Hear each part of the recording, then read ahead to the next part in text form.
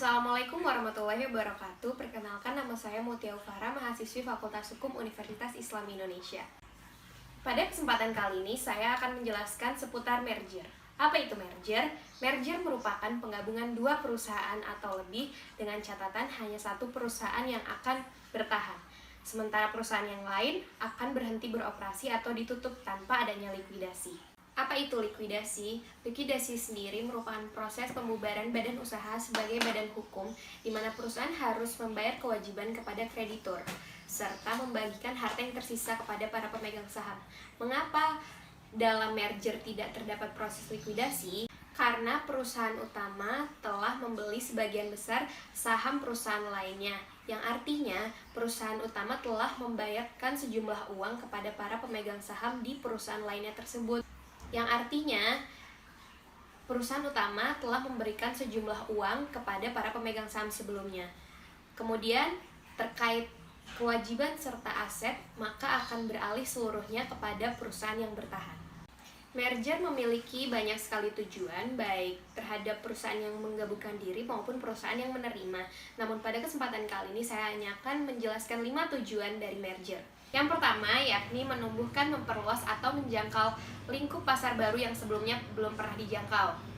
Yang kedua, meningkatkan pendapatan penjualan dan harga saham. Yang ketiga, menetralisir pasar produk yang menurun. Yang keempat, mengimbangi penjualan musiman. Kemudian yang terakhir, menyempurnakan serta memperluas lini produk atau jasa yang ditawarkan. Merger juga memiliki akibat hukum baik kepada perusahaan yang menggabungkan diri maupun perusahaan yang menerima. Akibat hukum atau konsekuensi hukum yang pertama yakni dari segi eksistensi perusahaan atau perseroan terbatas itu sendiri. Perusahaan atau perseroan terbatas yang diambil alih maka akan berakhir karena hukum. Hal ini sesuai dengan pasal 122 ayat 1 dan 2 Undang-Undang Nomor 40 Tahun 2007 tentang perseroan terbatas. Sedangkan perusahaan yang mengambil alih akan tetap menggunakan nama serta identitasnya dalam menjalankan operasinya. Kemudian akibat hukum atau konsekuensi hukum yang kedua ialah mengenai pembagian saham. Perusahaan atau perseroan terbatas yang menggabungkan diri ia hanya berhak atas sebagian saham yang digabungkan saja.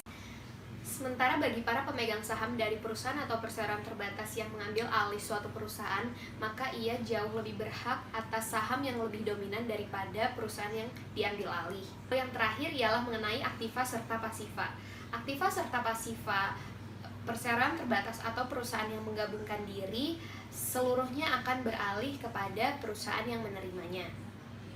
Kemudian selanjutnya saya akan memberikan salah satu contoh merger yang dilakukan oleh dua perusahaan di Indonesia, yakni Bank CIMB Niaga dengan Bank Lipo. Merger antara Bank Niaga dengan Bank Lipo merupakan dampak dari ditetapkannya aturan kepemilikan tunggal atau Single Presence Policy oleh Bank Indonesia.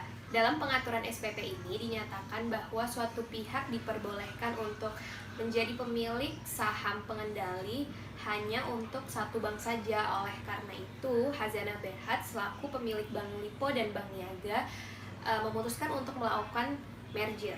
Kemudian yang kedua, saya akan menjelaskan proses dari merger ini sendiri.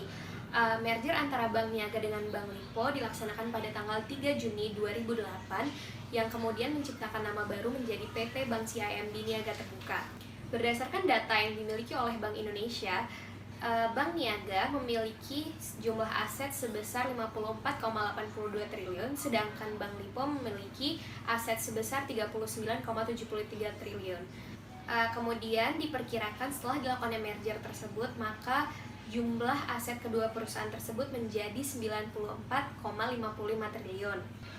Dari RUPS yang dilakukan oleh Bank Niaga, mereka setuju untuk mengganti nama perusahaan menjadi CIMB Niaga, di mana perubahan nama tersebut menjadi transformasi untuk meningkatkan nilai perusahaan Bank Niaga sebagai bagian dari CIMB Group.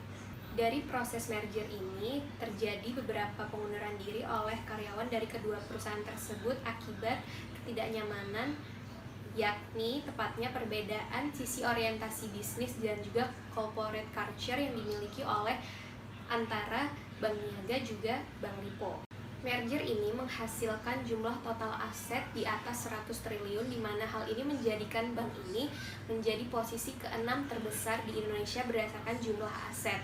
Perpaduan keunggulan kedua bank tersebut menjadikan bank tersebut dapat jauh mampu lebih bersaing di sektor industri perbankan di Indonesia. Dan yang terakhir, saya akan menyebutkan hasil merger. Yang pertama, pasca merger simpanan nasabah CIMB Niaga meningkat. Kemudian yang kedua, PT CIMB Niaga Terbuka meraih perusahaan sangat terpercaya. Ketiga, laba bersih CIMB Niaga mencapai 207 miliar. Dan yang terakhir, CIMB Group mengirim banyak pelajar ke luar negeri, khususnya ke Malaysia. Sekian dari saya, bila ada kesalahan mohon dimaafkan. Wassalamualaikum warahmatullahi wabarakatuh.